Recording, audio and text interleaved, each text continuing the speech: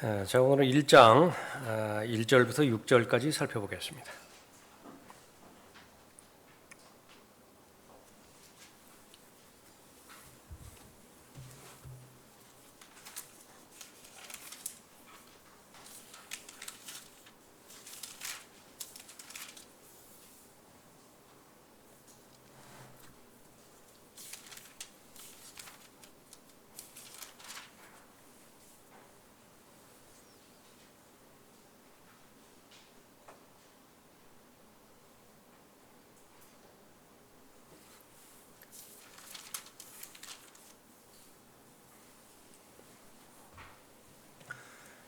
지난번에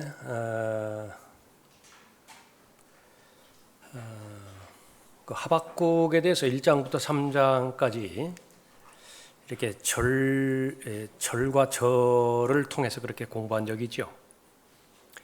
여러분은 어떤 기억이 남으십니까? 하박국을 그렇게 여러 시간 공부했거든요.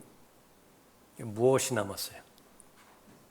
하박국 하면 그것은 여러분이 하박국 1장부터 3장까지 얼마만큼 전체적으로 읽었는가에 상당히 영향을 끼칠 거예요. 그 부분들을 등한시하고 그냥 우리가 이 성경 공부 시간에 나누었던 그 구체적인 내용들, 그런 것들에만 초점을 맞췄다고 한다면 물론 그것도 상당히 유익이 됩니다. 그러나 시간이 지난 다음에 연결이 안 돼요. 그래서 전체를 이렇게 그 성경 어떤 한 권을 공부할 때 제일 먼저 해야 되는 것은 최소한 절반 이상을 차지하는 것은 많이 읽는 것입니다. 그래서 예를 들어서 어떤 이제 우리 강해 설교라든지 그 부분들은 다 마쳤지만은요, 시작할 때 그 위에다가 여러분이 한 번 읽었다 이렇게 표시를 하는 것은 여러분에게 도움이 됩니다. 예를 들어서 뭐 이렇게 사선을 긋는다든지 발을 정자를 쓴다든지 해서 몇 번을 이렇게 읽는 것이죠. 그러니까 그것이 되지 않은 상태에서 이렇게 보면은 아주 지엽적인 그 부분들은 가지고 있지만 전체적인 부분에서 비교를 하자고 한다면 책과 책장과의 비교예요.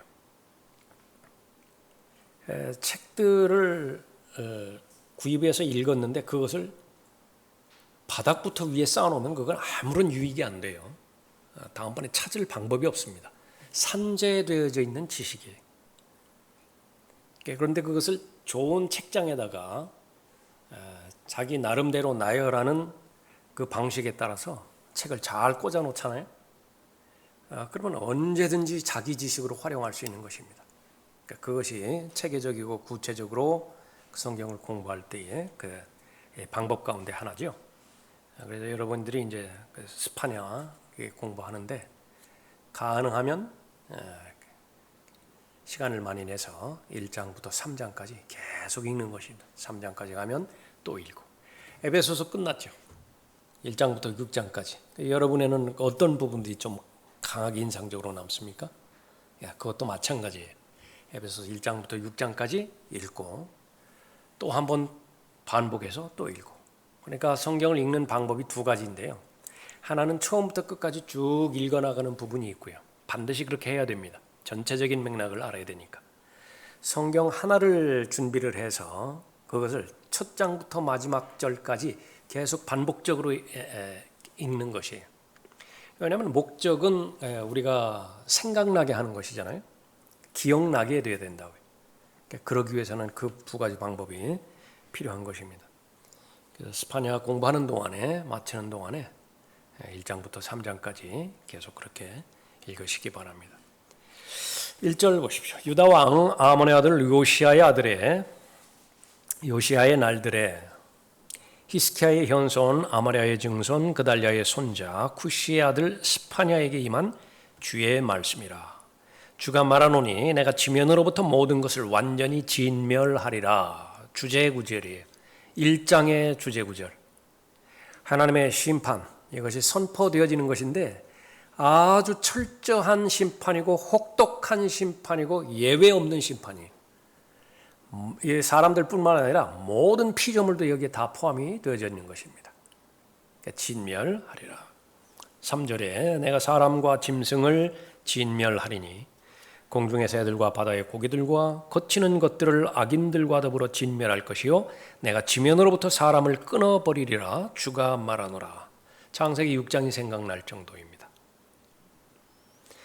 4절에 내가 또한 유다와 예루살렘의 모든 거민들 위에 내 손을 뻗치리라.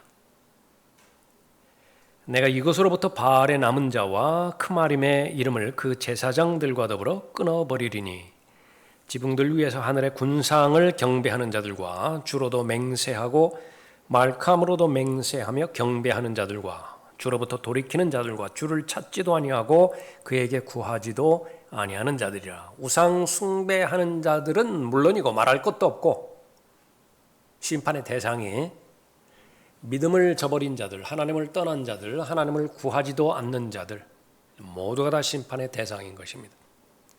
이것이 역사적으로 바빌론의 포로로 잡혀갔을 때에 일어났던 일들이고요.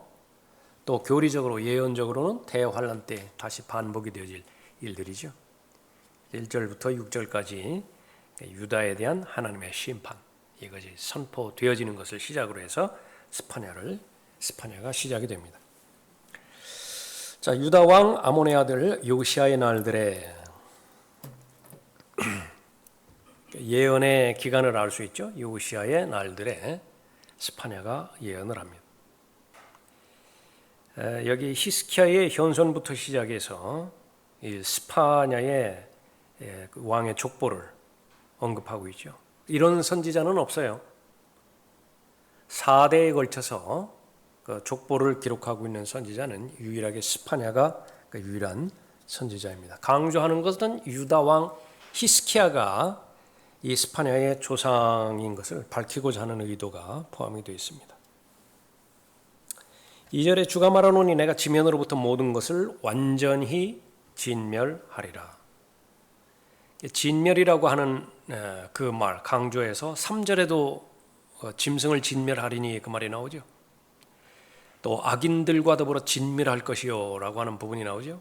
계속해서 강조된 그런 말입니다. 심판을 첫 번째로 언급하며 시작하는 하나님의 말씀에 대해 믿을 것인지 던져버릴 것인지 결정해야 된다. 양자택일이에요.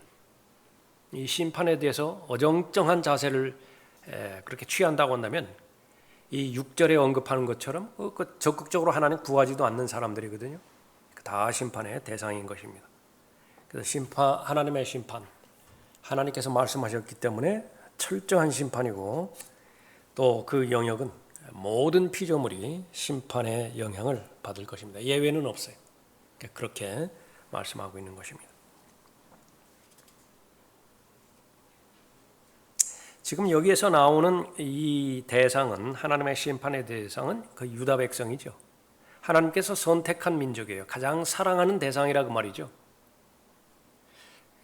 마땅히 하나님만을 경배해야 되고 하나님 이외의 것들에 대해서는 알아서도 안 되고 숭배해서도 안 됩니다.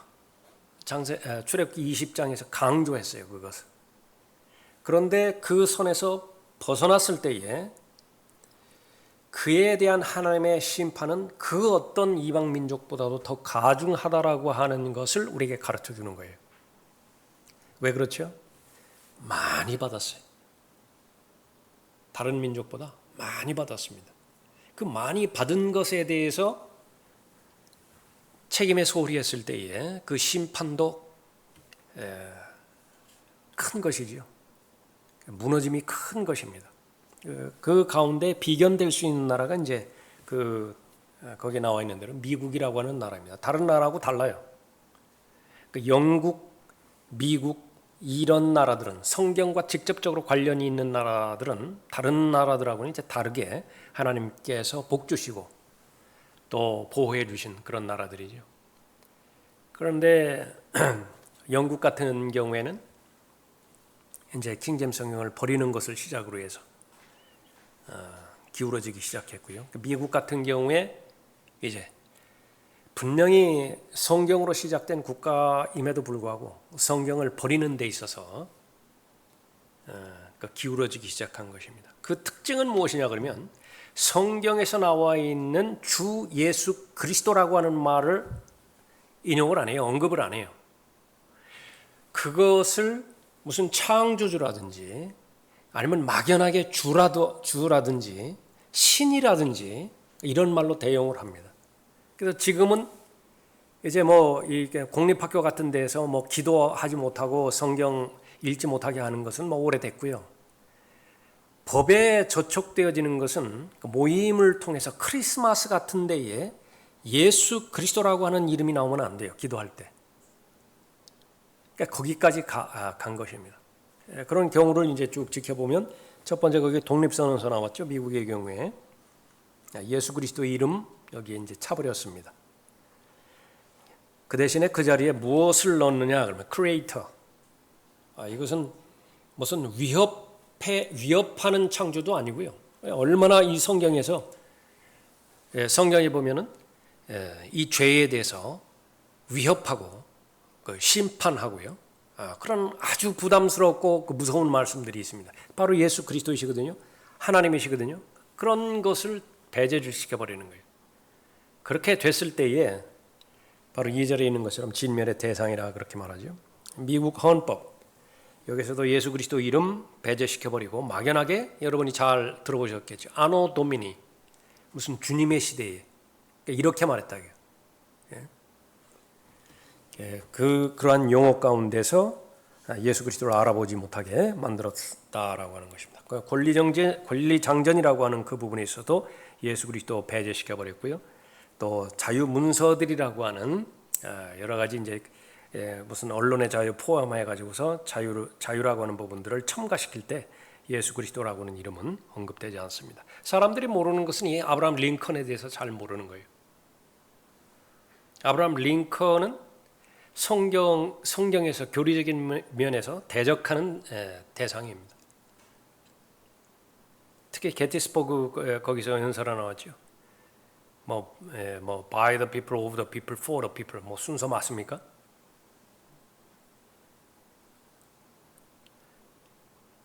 그런데 그것만 부각이 되지요. 그 뒤에 말은 영원히 멸망하지 않을 것이다라고 하는 거예요. 그러니까 민중에 의해서 사람이 중심에 되어서 사람 중심으로 세워진 거버먼트 그 정부는 will not perish forever. 영원히 멸망하지 않는다. 마귀의 교리죠. 그런데 그 부분이 뭐 아브라함이 뭐 성경을 읽고 그러니까 이런 것만 생각해. 이 노예 해방도 역시 마찬가지거든요. 성경과는 대적하는 그런 그 부분이에요. 예. 그래 거기서도 예수 그리스도라고 하는 이름을 빼버림으로 인해서 어리석은 상태에 머물러 있는 것이고요. 조금 전에 살펴봤던 그 공립학교에서 기도 시간 빼버리고 성경 읽는 시간 그 빼버린 거예요. 헌법에 위배된다. 그렇게 해서 빼버렸죠. 미국 대법원에서 그렇게 한 것입니다. 그러나 여기에서 나오는 독립선언서에 나오는 뭐 창조주라든지 아노 도미니 할 때의 주라고 한다든지 거기에서 실제로 성경에서 계시된 하나님은 어떤 하나님이시냐? 예수 그리스도의 이름이 드러나기를 원하세요. 예수 그리스도 이름이 불려지기를 원하고 예수 그리스도 이름이 선포되어지기를 원하는 거죠. 이는 내 사랑하는 아들이요 그 안에서 내가 매우 기뻐하노라. 마태복음 3장 17절의 말씀이야. 이럴 때에 기뻐하시는 하나님께서 될 수 있으면 예수 그리스도를 가리려고 하고 될 수 있으면 예수 그리스도를 배제시키려고 하고 어느 교회죠? 예수 그리스도를 배제시킨 교회가? 마지막 교회예요. 라오디케아 교회. 기뻐하시겠는가? 아니요. 심판의 대상이라. 그래서 교회마저도 교회에 대한 전체적인 예언은 배교로 끝날 것이라 그렇게 말하고 있습니다. 그러니까 이렇게 하나님의 아들을 이렇게 무시하고 이렇게 수치스럽게 생각하고 그렇게 대하는 나라 그것이 만날 일은 하나님의 심판을 만날 그런 일밖에 없죠. 그러니까 한 국가를 그렇게 살펴봤습니다만은 개인들도 마찬가지죠. 개인들도 같은 운명에 처하게 되는 것입니다. 내가 지면으로부터 모든 것을 완전히 진멸하리라. 여기서 말하는 지면, 이것은 약속의 땅인 팔레스타인 땅을 언급하고 있습니다.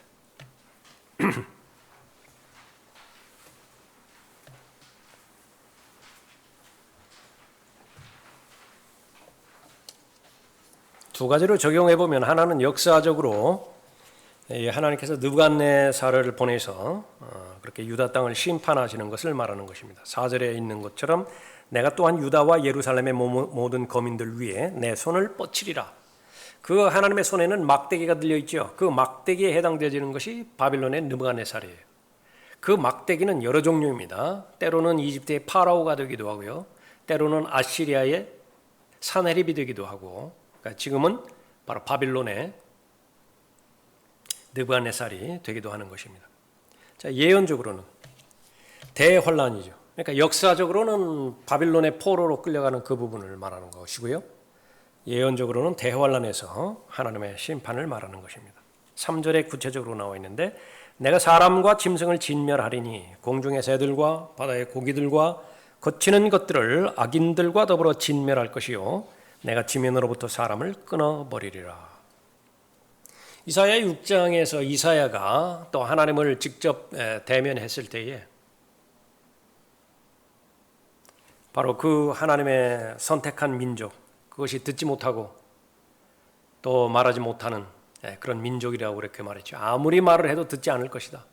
완악한 상태에 머무를 것이다. 그러니까 이사야가 물어보는 말입니다. 언제까지입니까? 언제까지 그렇게 영적으로 완악한 상태에 머물러 있는 것입니까? 성읍들은 거민이 없이 황폐하게 되고 집들에는 사람이 없으며 땅이 완전히 황폐하게 되기까지요. 또 주가 사람들을 멀리 옮겨 그 땅 가운데에 완전히 버려짐이 있을 때까지니라. 대환란이에요. 대환란 끝까지. 그러니까 유대인들의 10분의 1이 적그리스도에 의해 죽임을 당하여 먹힐 것이라고 이사야 6장 13절에 기록되어 있죠. 그러나 그 안에 아직도 10분의 1이 있을 것이요 그것이 돌아와서 먹힐 것이다. 적그리스도가 주도가 되어서 거기 이방 적그리스도의 제사장들에 의해서 이런 일들이 행해질 것입니다. 이사야 23장 1절 이후에 보면 보라 주께서 땅을 공허하게 하시고 황폐케 하시며 뒤집어 엎으시고 그 거민들을 멀리 흩으시니 라고 그랬죠. 이것도 예언적으로 대환란을 언급하고 있습니다.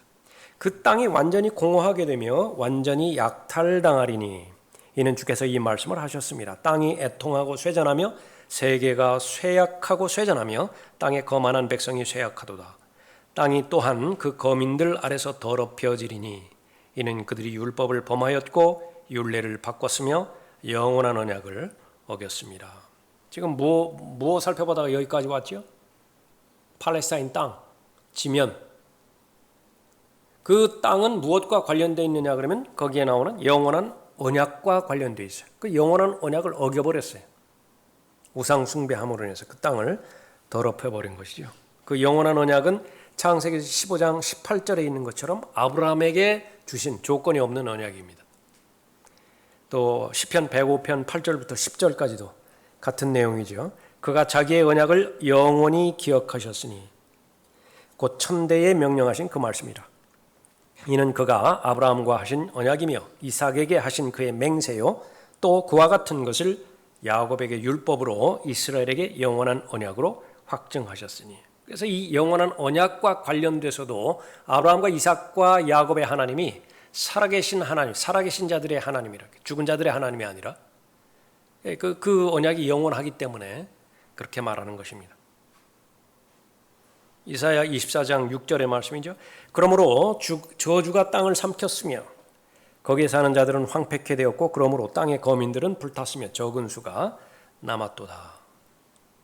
그 황폐함이 얼마나 극심한 것이냐, 그 상태를 창세기 1장 2절에 비교를 한 것입니다.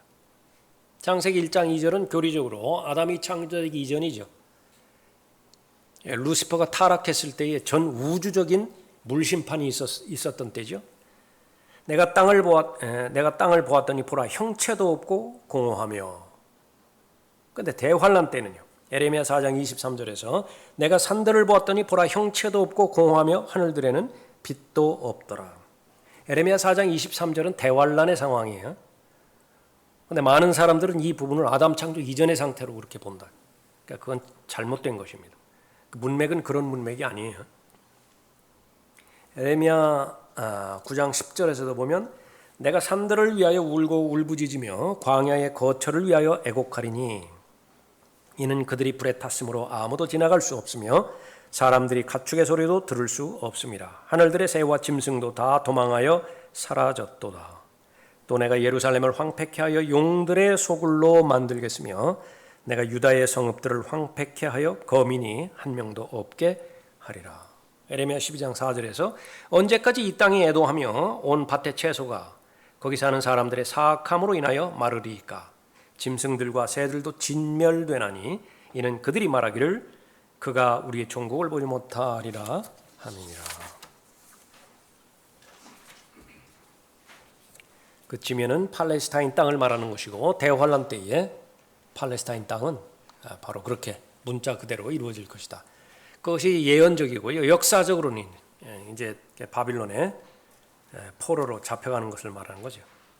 3절에 내가 사람과 짐승을 진멸하리니 공중의 새들과 바다의 고기들과 거치는 것들을 악인들과 더불어 오탄한 거예요. 진멸할 것이에요. 진멸할 것이요. 내가 지면으로부터 사람을 끊어버리리라 주가 말하노라.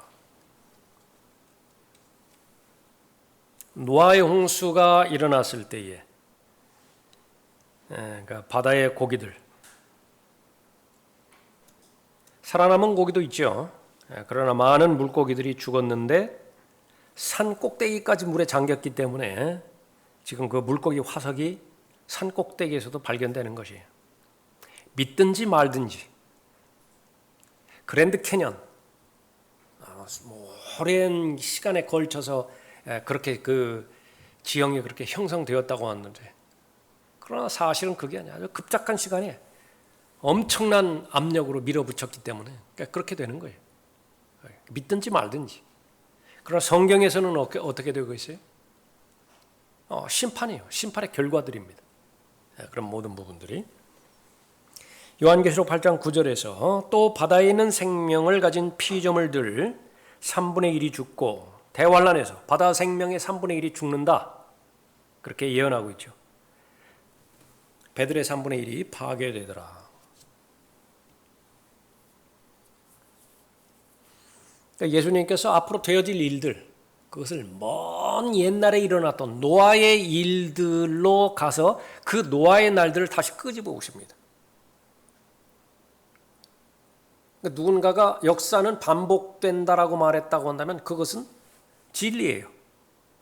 성경의 역사는 계속 반복이 되어집니다. 노아의 날들은 다시 올 것이고요. 롯의 날들도 다시 올 거예요. 예수님께서 직접 말씀하셨죠. 마태복음 24장 37절에서.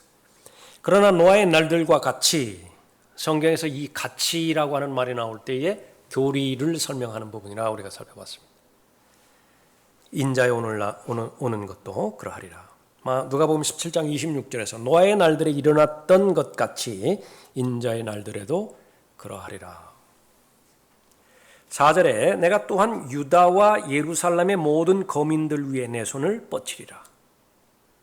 살펴본 대로 하나님의 백성이죠. 하나님만을 섬겨야 돼요. 유다와 예루살렘의 모든 거민들. 너는 내 앞에 어떤 신들도 있게 하지 말라. 율법을 주시는 하나님을 만나는 출애굽기 20장에서 제일 첫 번째로 말씀하신 것입니다. 이거를 기억하고 있어야 되는 대상이 모든 거민, 예루살렘의 모든 거민들인데 그럼에도 불구하고 하나님을 안 섬긴 거 아니에요. 하나님을 섬기면서 동시에 우상을 섬긴 거예요. 그것이 우상 숭배자예요. 거민들 위에 내 손을 뻗치리라. 내가 이곳으로부터 바알의 남은 자와 크마림의 이름을 그 제사장들과 더불어 끊어버리리니.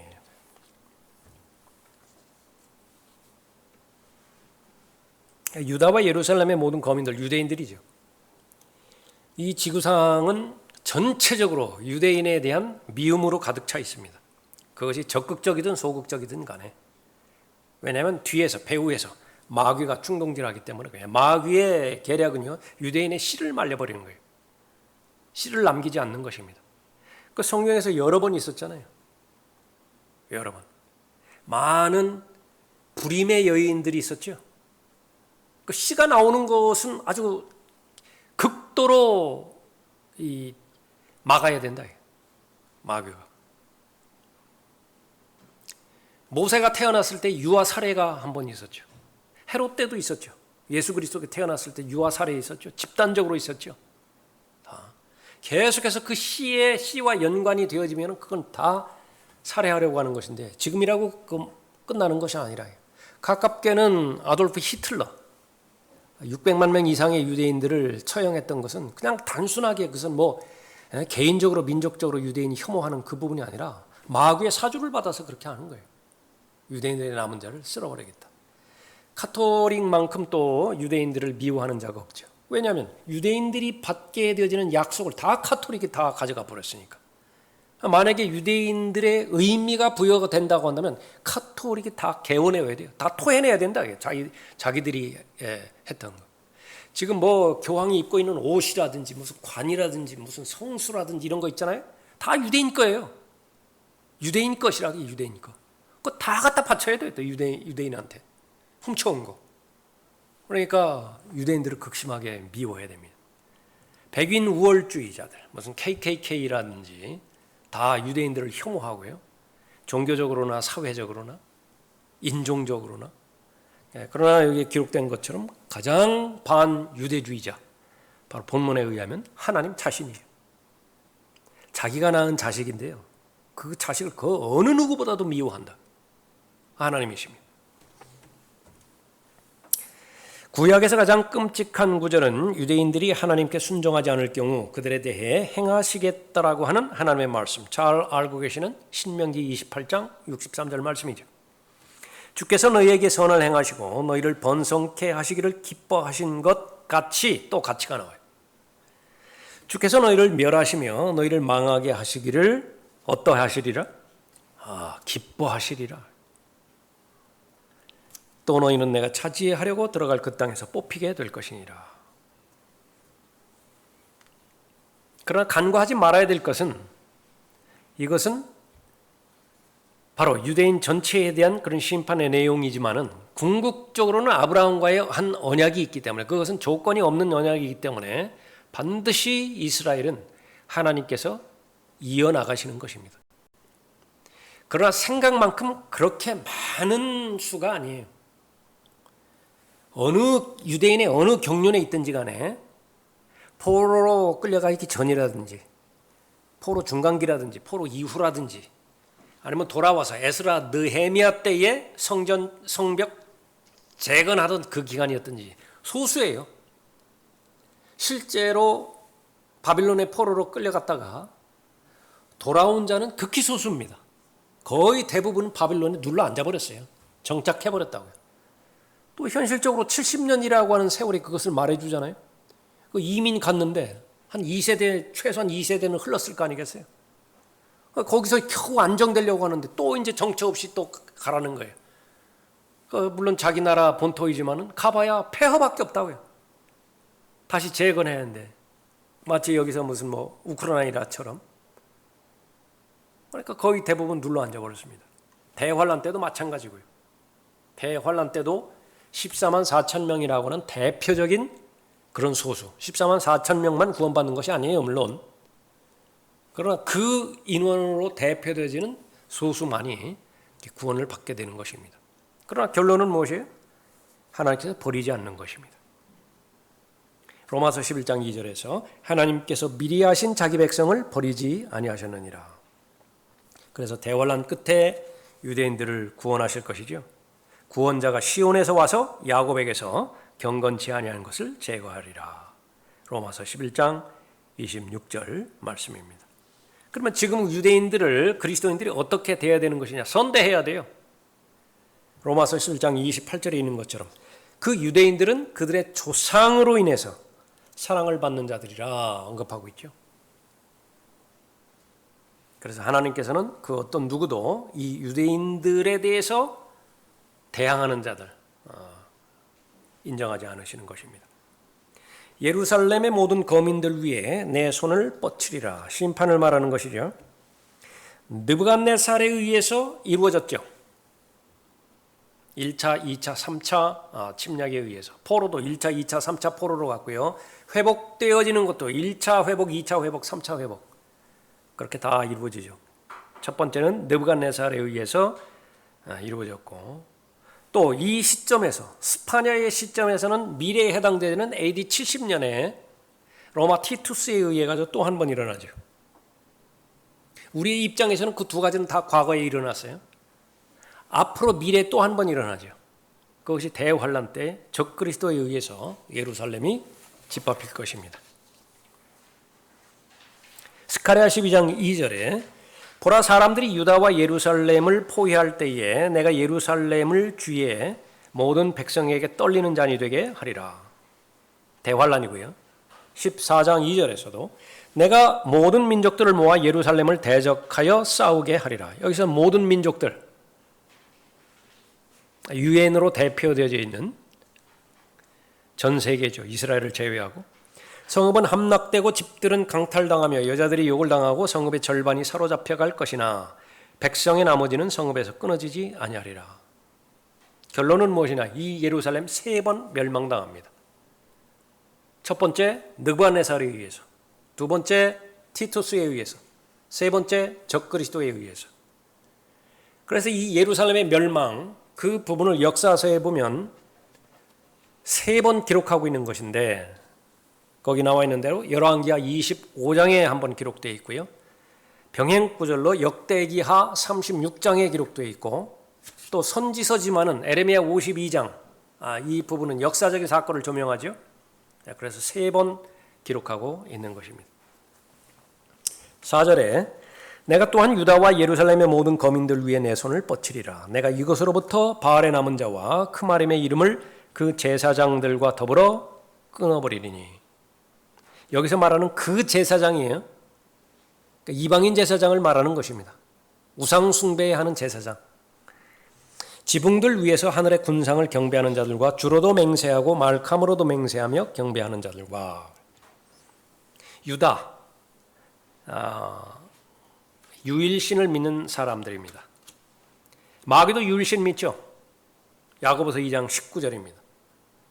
한 분 하나님의 계심을 믿는 것. 마귀들도 믿어요. 이건 별로 의미가 없다 그 말이에요.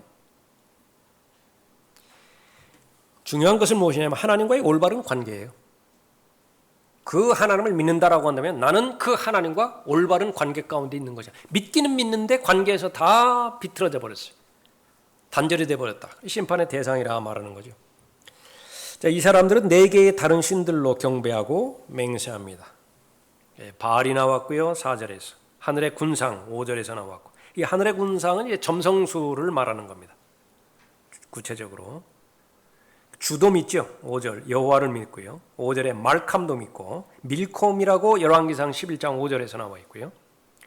또 열왕기상 11장 7절에서는 몰렉이라고 하는 이름으로 나오는데 다 같은 대상이에요. 이 카톨릭과 그 연결해서 언급하고 있는 것이라고 한다면 이 예수 그리스도와 예수 그리스도를 대하고 마리아를 대하는 것과 이제 비슷합니다. 카톨릭 교도들이 예수 그리스도를 어떻게 대하는 것이냐, 마리아를 어떻게 되는 것이냐. 삼위일체 믿는다고 하고요. 하나님 한 분이신 것을 믿는다고 하고 예수 그리스도가 하나님의 아들이신 것을 믿는다고 하고 아무 이상이 없어요. 고백에는 아무 이상이 없다고 해요. 그런데 과연 성경에서 언급하고 있는 그 계시된 하나님을 믿는 것이냐? 전혀 그렇지 않는 것입니다. 한 예로 거기에 있는 것처럼 마리아 우상화시켜버렸죠. 예수 그리스도는 하나님인데 하나님의 어머니를 통해서 하는 기도를 더 잘 들어주시지 않겠느냐. 그 기도가 더 효과적이지 않겠느냐라고 하는 거예요. 가톨릭 교도가 9억 명 이상인데 9억 명 이상이 일요일 날 오전 12시에 모두가 다 미사에 참여해서 다 기도를 하는데 그 사람들이 동시에 하는 기도를 마리아가 들을 수 있다라고 믿어버린 거예요. 하나님 아니면 불가능하죠. 그런 그 부분들을.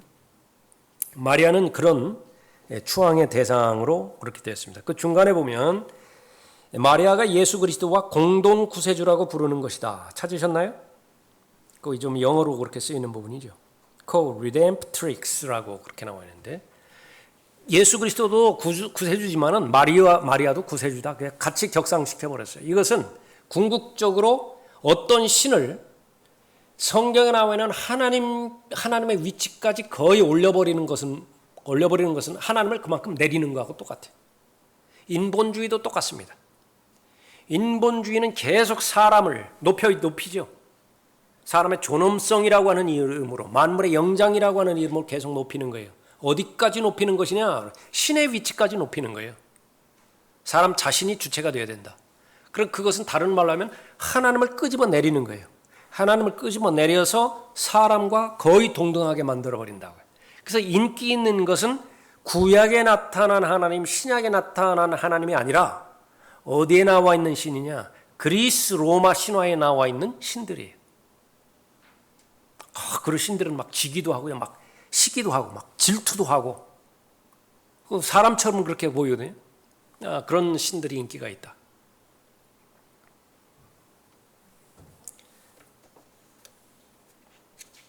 그래서 이 마리아는 거룩한 대상으로 추앙을 해서 그 기도 하나의 그 기도의 그 예가 나와 있죠. 거룩하신 마리아여, 하나님의 어머니시여. 성모라고 해요. 성모 마리아, 거룩하신 어머니. 라크만 목사님은 농담으로 삼아서 그러면 하나님의 할머니는 누구냐고. 더 효염이 있을 거 아니냐. 하나님의 할머니는 더 기도를 더 들어주실 거냐고. 어떤 신을 거의 하나님이나 예수 그리스도와 동등하게 만들려 한다면 그것은 하나님을 열등하게 만들려는 목적이 있는 것이다. 그래서 거기에서는 마리아의 모습은요, 항상 아기 예수와 함께 있고요. 마리아의 모습은 항상 죽은 예수 그리스도를 안고 있는 모습이에요. 두 가지 공통점은 뭐냐면요, 마음대로 다룰 수 있어요. 예수를, 마리아가. 아기 예수잖아요. 아기 예수. 아기 예수가 뭘 하겠어요? 죽은 예수잖아요. 죽은 예수. 죽은 예수가 뭐를 해요? 그러니까 주체가 되는 것은 마리아가 주체가 되는 것입니다. 자기 마음껏 가지고 놀 수 있죠. 신을 가지고 놀 수 있는 것이 그런 부분입니다. 그런 예수, 아기 예수나 죽은 예수, 어떠한 영향력도 없습니다. 예수 그리스도 만나면은 마음에 결정을 반드시 해야 되죠. 버리든지 취하든지 결정을 해야 돼요. 영향력입니다. 무서운 분이시죠. 죄를 계속 가지고 있든지, 그러므로 인해서 정죄의 대상이 되든지, 아니면 죄를 버리고 의의 종이 되든지 결정을 해야 되는 것인데, 그 아기 예수는 그런 능력이 없어요. 죽은 예수도 마찬가지고. 그런 그 부분인데, 그런 예수는 성경에 계시된 예수 그리스도가 아닙니다. 성경에 계시된 예수 그리스도는 어디에? 요한계시록 1장 14절 이후에 나와 있죠.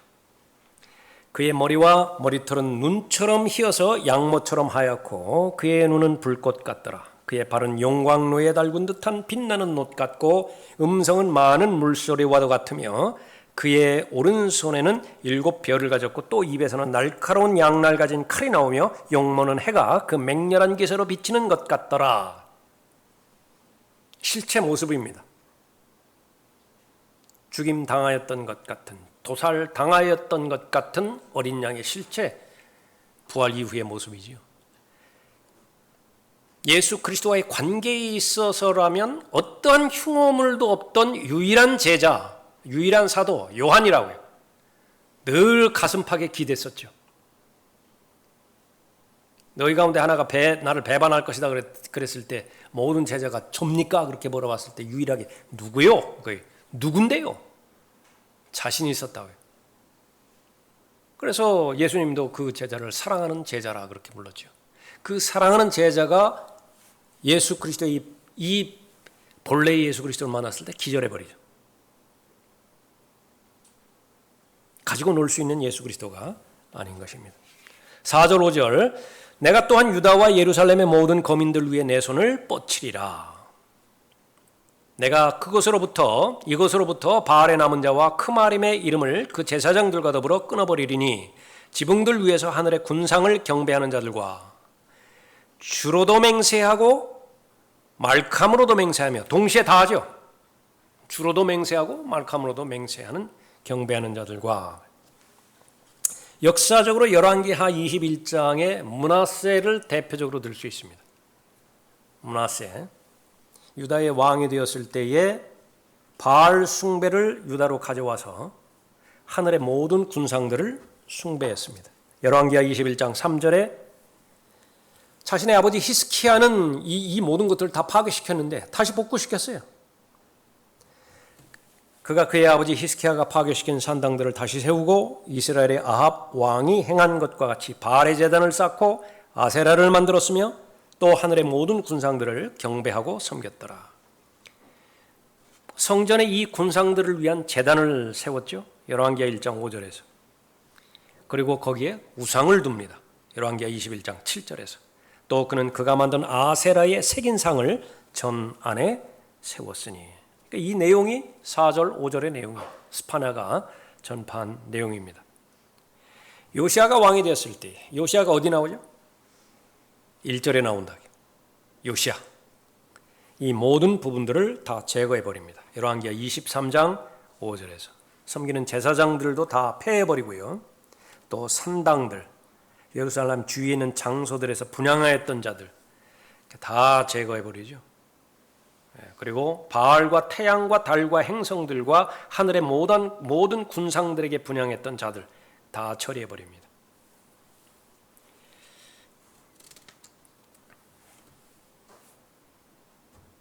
4절에 보면 크마림의 이름이라고 하는 이름이 나오는데 이것은 히브리어로 음역한 것이다 그랬죠. 구약에 3번 나옵니다. 본문에서 1번 나오고 호세아 10장 5절에서 나오고 열왕기하 23장 5절에서 나오는데 그 뜻은 무엇이냐? 우상을 섬기는 제사장들이에요. 그러니까 여기 4절 5절에서 대상은 심판의 대상은 제사장이 둘인데 하나는 합법적 제사장 직분을 가지고 있는 자들이에요. 또 하나는 이 바알 사제, 몰렉 사제, 성전을 운영하는 주요 사람들, 그 사람들 포함해서 다 심판의 대상입니다. 그러니까 합법적인 제사장들이 제 역할을 못하죠. 심판의 대상이에요. 가짜 제사장들 있죠. 이것은 물론 심판의 대상이라 그렇게 말하고 있습니다. 요시아가 모든 것을 해결했는데 왜 이 심판의 대상이 계속되는 것이냐? 죽은 다음에 지속되지 않았기 때문에 그렇죠. 요시아가 죽은 다음에 그 아들들, 손자들이 다시 엉망으로 만들어 버린 것입니다. 마치 히스키야와 므낫세와의 관계와 같아요. 히스키야가 다 해결해 버렸는데 그 아들이 므낫세가 아버지가 했던 것을 다 원상 복구시켜 버렸죠. 요시아도 마찬가지입니다. 그 대표적인 내용을 기록한 것이 에스겔 8장입니다. 요시아가 죽은 지 30년 후에 일어난 일들 에스겔 8장에서 아주 자세하게 기록하고 있는데 거기에 성전에 다시 우상이 발견돼요. 8장 5절 6절에 거기 나와 있죠. 내 눈을 들고서 입구에 질투의 형상이 있는 제단 대문을 향해 북쪽을 보았더라. 거기에 큰 가증함이 있었다 그렇게 말하고 있습니다. 7절 이후부터는요. 오늘날의 텔레비전과 같은 것이 벽에 걸린 그림들이 있어요. 그러니까 에스겔에서 보면 거기 오늘날 보는 그 팩스 머신도 있고 비행기도 있고 다 있습니다. 미사일도 있고 텔레비도 나와요. 텔레비전도. 그가 나를 뜰의 문으로 이끄시기에 내가 보았더니 보라 담에 구멍이 있더라. 상상해 보세요. 그때 그가 내게 말씀하시기를 인자야 지금 그 담을 파라 하시기에 내가 그 담을 팠더니 보라 문이 있더라. 또 그가 내게 말씀하시기를 들어가서 그들이 여기서 행하는 악한 가증함들을 보라 하시기에 내가 들어가서 보았더라. 보라 갖가지 모양의 기어다니는 것들과 가증스러운 짐승들과 이스라엘 집의 모든 우상들이 사면 담에 그려졌더라. 거기 그들 앞에는 이스라엘 집의 노인들 가운데서 70명이 서 있고 그들 가운데는 사판의 아들 야사냐도 서 있으며 각자가 손에 자기 향로를 가졌는데 향에 짙은 연기가 올라가더라. 결과는 무엇이에요? 주께서는 우리를 보지 않으시며 주께서는 땅을 버리셨도다 하느라. 모습들이요 다 가증스러운 것들이라. 더러운 것들. 여자들은 탐무즈라 불리는 이방신을 위해 울고 있습니다. 에스겔 8장 14절에서 거기는 여인들이 탐무스를 위하여 울며 앉아있더라. 태양 숭배도 있어요. 에스겔 8장 16절에 그들이 동쪽을 향하여 태양을 경배하더라. 이 모두가 다 요시야가 제거한 것들인데 다시 다 되돌려버린 것입니다. 에레미야 44장에 하늘의 여왕이 나오죠. 이 카톨릭은 하늘의 여왕으로부터 이렇게 연결되어진 이 기도입니다. 6절에 주로부터 돌이키는 자들과 주를 찾지도 아니하고 그에게 구하지도 아니하는 자들이라. 지금까지는 우상 숭배자들에 대해서 다루었는데 6절은 우상 숭배자들뿐만 아니라 믿음을 버린 자들, 하나님을 구하지 않는 모든 자들 다 진멸의 대상이라 언급하고 있습니다. 이사야는 이사야 1장 4절에서 그렇게 언급하고 있죠. 아, 죄지은 민족이요 죄악을 짊어진 백성이요 행악자들의 씨앗이요 부패한 자손들이요 그들은 주를 버렸고 이것 때문에 주를 버렸고 그들은 이스라엘의 거룩한 분을 성나게 하였으며 그들은 타락하여 멀리 갔더라. 타락이라고 하는 말이 나오죠. backsliding.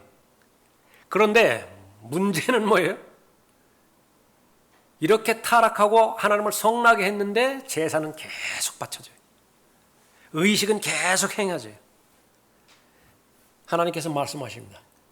멀미가 난다. 멀미가 나. 피냄새에 내가 멀미가 난다. 거기서 그 다음에 이제 그런 상태를 이제 타락이라는 용어로 많이 썼죠. 특히 에레미야만을 중점적으로 해서 그 구절들입니다. 에레미야 3장 6절에 보면 너는 타락한 이스라엘이 행한 것을 보았느냐. 창녀짓이라고 그렇게 말합니다. 에레미야 3장 8절에서 타락한 이스라엘이 간음했을 때, 그죠? 여기 이혼 증서라고 하는 말이 나오죠. 그래서 올바른 바른 성경 우리가 살펴봤을 때 이 이혼 증서에 해당되어지는 것이 바로 배교한 성경이에요. 어원이 똑같아요. 배교한 성경과 이혼 증서라고 하는 그 부분이요. 그러면 그 이혼 증서, 배교한 성경 똑같은 짓을 벌이는 것입니다. 역시 창녀짓으로 연결을 시킵니다. 에레미야 3장 11절 12절에서도 타락한 이스라엘이 나오죠.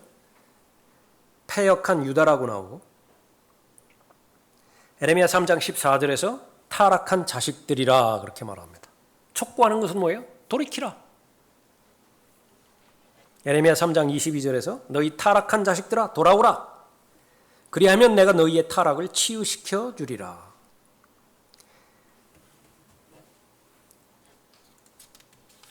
계속되는 타락으로 뒤로 미끄러진다라고 그렇게 언급하고 있죠. 이런 모든 그 부분들 타락입니다. 호세아 4장 16절에서도 이는 이스라엘이 뒷걸음질하는 암송아지처럼 타락함이니. 호세아 1장 7절에서 내 백성이 나에게서 물러서는 경향이 있도다. 대단히 중요한 말입니다. 그 물체라든지 그 사람의 정체를 말하는 것은 경향이에요. 경향. 물의 속성, 위에서 아래로 흐르는 경향이 있죠. 그리스도 안에 있는 새로운 피조물, 경향이에요. 경향. 경향이 있으면 새로운 피조물이에요. 아무리 많은 고백을 한다 하더라도 경향이 없다. 그럼 새로운 피조물을 의심해야 돼요. 그 경향은 무엇이죠? 하나님으로부터 멀어지는 것이 아니라 반대로 가까이 다가가고 싶다고요. 하나님과 친밀해지고 싶다고요. 지금 내가 하나님과 거리가 멀리 있다 하더라도 현 상태가 다시 말해서 지금 죄를 짓는 한이 있다 하더라도 죄 중에 있다 하더라도 이 죄로부터 자유로워지고 싶다고요. 나도 하나님과의 거룩한 교제 가운데서 즐기고 싶다고요. 그 교제를. 지금 현재 그렇게 하지는 못한다 하더라도 그것이 경향이에요. 근데 여기서 보면은 반대되는 경향으로 돼버렸어요. 그래서 배교에는 치유책이 없어요. 배교하기 전에 정신 차려야 된다. 일단 배교가 그렇게 휘둘려 갔죠. 완전히 마귀에게 장하게 되는 것입니다. 그 사람의 특징이 무언가요? 사모함이 없어요. 관심이 없어요. 본인이 나름대로 무진애를 써요. 그 전에는 기도할 시간이 없어서 기도하지 못했다고요. 아직까지 행복한 겁니다. 기도해야 되는데 기도할 시간이 없어요. 그 다음에 비극은 뭐예요? 시간이 많은데 기도가 안 돼요. 시간이 많은데 기도가 안 돼요. 그 전에는 시간이 없어서 말씀을 못 받다고요. 그 전에는 그런 기회나 시간이 없어서 하고 싶은 마음이 있었는데 내가 증거하지 못했다고요. 근데 그것이 계속되면 어떻게 되는 것이냐? 바로 계속해서 밭이요. 좋은 상태를 다 잃어버립니다. 딱딱하게 돼요. 완악하게 됩니다. 아주 고집스럽게 돼요. 자신에 대해서 실망함으로 인해서 다른 사람을 계속 비난하는 그런 비평적인 성향만 늘어나게 되는 것입니다. 그러나 아무것도 못해요. 무슨 기쁨이 없어요. 그냥 뭐 세상 직업 일이라든지 사업이라든지 돈이라든지 이런 부분에서는 이따금씩 기쁨이 오기는 하지만은 말씀 자체로 오는 기쁨이 없어요. 무서워해야 되는 거예요. 그 상황을. 그런데 이 유다와 이스라엘 이걸 두려워하지 않았어요. 무서워하지 않았다고요. 타락입니다. 신약에서는 이를 하나님과의 교제에서 분리되었다라고 말한다. 이것이 조금 전에 살펴봤던 이 부분이에요. 사람과의 관계 가운데서요. 사람과 사람 많은 각종 다양한 관계 있죠. 끝맺음은 반드시 완성하고 끝맺어야 돼요. 왜 그렇습니까? 언제 다시 그 만나가지고 그 관계가 진행될지 모르기 때문에 그래요. 아무리 상사가 밉고 고약한다 하더라도 원수 관계에서 그냥 나오는 거 그거 현명한 거 아니에요. 마무리는 잘 하라, 그냥 마무리. 그러지 않으면요 평생 원수예요. 길거리에 만나서도 서로가 인사할 틈이 없어요. 그런 계기를 마련해 주지 않았다 그게. 그러니까 절대로 가능하면 그런 상황은 피해야 되는 것입니다. 하나님과의 관계 마찬가지예요. 하나님과의 관계 가운데서 이 교제 가운데서 이탈되었을 때 얼마나 무서운 현상이 벌어지는 것이냐. 그게 지금까지 경험하지 못한 영적인 정서를 경험해야 돼요. 그것은 잠깐 보면은 아주 심한 우울증에 걸린 사람들이 열정도 없고 의욕도 없고 모든 부분들에서 자신감이 없기 때문에 죽음 이외의 돌파구를 찾지 못하죠. 지금 끝내버리는 것이 가장 최선이라고 결정을 내리는 거예요. 영적 자살 가운데 그 직전에 남아있는 사람들이 수도 없이 많아요. 수도 없이 많다. 그러니까 왜 그런 것이냐. 성경에서 그렇게 강조하고 있는 이 교제를 등한시해버렸다. 그렇게 돼서는 안 된다라고 하는 거죠. 그를 찾을 만한 때에 너희는 주를 구하며 그가 가까이 계실 때 그를 부르라. 주를 찾지도 아니하고 그에게 구하지도 아니한 자들이라. 하나님의 심판의 대상인데 혼동하지 말아야 될 것은 마찬가지로 이름으로만 주여 주여, 이름으로만 경배와 찬양, 이름으로만 헌신, 그런 것에 속지 말라. 대표적인 사람이 여기에 릭 워렌 같은 사람입니다. 긍정적 사고방식. 언젠가는 거기에서 살펴봤었죠. 교회 부흥.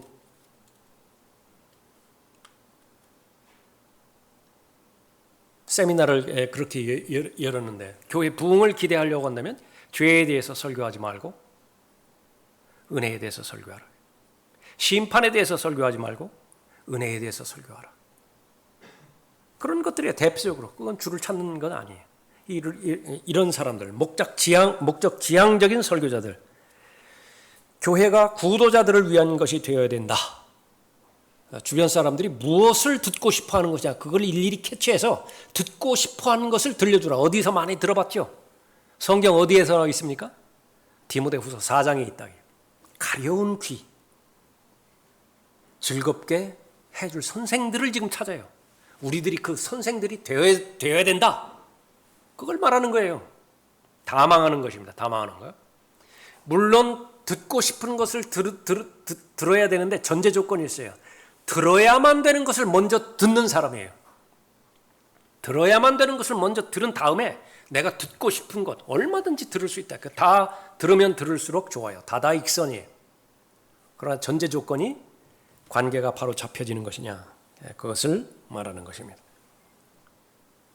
자, 이런 사람들의 교회 운영 방식, 이런 구도자들을 위한 것이 되어야 한다는 것에 대해서 말한다. 이를 위해 커피숍을 운영하고 특정 테마에 대해 그룹 토론을 만들고 락 음악 등을 동원해서 잃어버린 죄인들이 교회에 오도록 호소하는 것이다.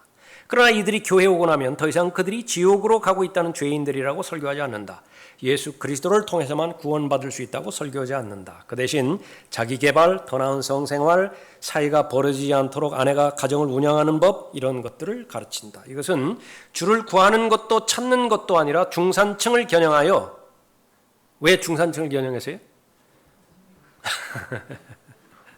여러분들이 아주 전문가가 되셨네. 교회에 오게 하여 그들의 지갑을 노리는 것들이다. 주를 어떻게 구할 수 있는 것이냐? 성경을 통해서 구할 수 있습니다. 이사야 34장 16절에서 너희는 주의 책에서 찾아보라. 하나도 부족한 것 없다. 그렇게 약속하고 있죠. 기도를 통해서 주를 구할 수 있습니다. 그러나 오늘날 사람들이 가지고 있는 문제, 더 이상 이런 것에 관심이 없다는 것이 너무나 재미있는 것들이 많기 때문에 어디에서도, 심지어 교회 가서도 너무나 재미있는 것들이 많아요. 말씀과 기도 외에 너무나 재미있는 것들이 많아요. 관심이 없습니다. 만일 그들이 구한다 해도 그들이 관심을 가지고 있는 모든 것은 하나님께서 물질적으로 무엇을 해 주실 수 있는 것인지이다. 물질 만능주의, 라오디케아입니다. 그래서 자신 있게 말해요. 우리는 필요한 거 없다. 부족한 거 없다. 우리는 부자다. 그러나 정작 하나님의 판단은 너보다 더 가난한 자 보질 못했다. 야고보서 4장에서 바로 세상의 친구가 되고자 하는 자들, 이런 자들이 어떤 자들이라고요? 교회 계속 가요. 성경 얘기하여 예수 그리스도 얘기하고 삼위일체에 대해서 얘기하고 심지어 휴거와 재림에 대해서도 얘기할 수 있겠다라고 볼 수 있습니다. 그러나 마음의 중심은 뭐에 가 있다고요? 세상에 가 있어요. 주를 구하는 것도 아니고 찾는 것도 아니다라고 하는 것입니다. 이에 대해서 예수님은 뭐라고 말씀하십니까? 오히려 너희는 먼저 하나님의 나라와 그분의 의를 구하라. 그리하면 이 모든 것을 너희에게 더해 주시리라. 라크만 목사님이 거리에서 설교하실 때 이 본문 말씀을 가지고 설교를 하셨대요. 너희는 먼저 그의 나라와 그의 의를 구하라. 그 말은 무슨 말이냐? 당신이 하나님의 나라와 하나님의 의를 먼저 구한다면 이 모든 잡동사니들이 잡동사니 필요한 것들, 잡동사니들이 당신에게 더해진다는 것이다. 그 잡동사니에는 차, 옷, 음식, 직업 등이 있다. 잡동사니를 먼저 구하지 말고 하나님을 먼저 구하라. 삶의 우선순위가 바로 잡혀 있을 때에 여러분의 모든 필요는 하나님께서 반드시 채워주시죠. 그것도 풍성히 채워주세요. 그럴 때에 바로 교훈을 얻을 수 있다라고 한다면 하나님께서 그렇게 사랑하셨고 그렇게 눈동자처럼 여기셨던 유다 백성, 예루살렘에 거하는 자들, 왜 심판의 대상이 되었는 것인가? 수많은 경고를 다 무시했고 하나님이 보낸 사람들, 선지자, 거짓 선지자로 다 바꿔버렸죠. 거짓 평화, 그것을 추구했습니다. 그 사람들의 마음은 오직 땅에 있었고요. 하나님의 경고, 그것에 귀 기울이지 않았던 것이죠. 자, 오늘 6절까지 살펴봤습니다.